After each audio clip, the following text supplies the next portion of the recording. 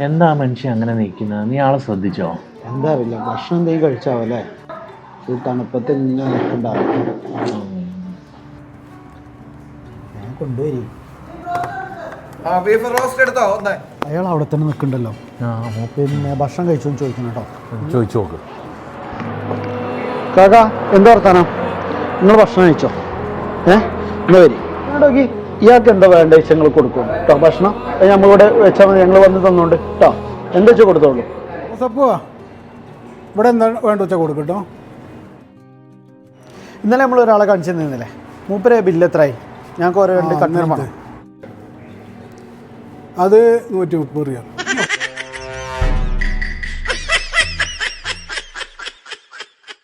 കാര്യമായിട്ട് പാർസലാണ് ഉണ്ടായിരുന്നത്.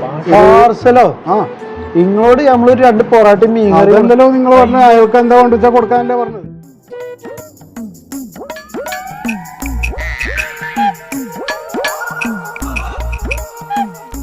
കലങ്ങി